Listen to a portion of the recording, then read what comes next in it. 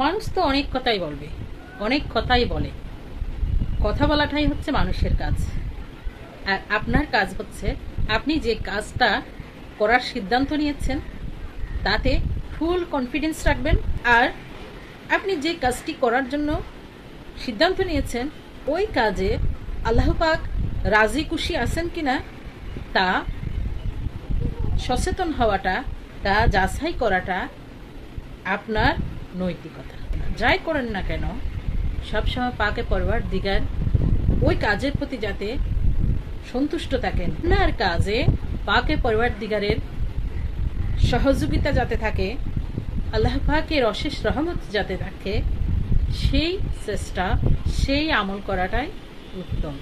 সে লোকে কি বলেছে তা দিয়ে সময় নষ্ট করবেন না, এগিয়ে যান আল্লাহ পাকের রাজি খুশিতে।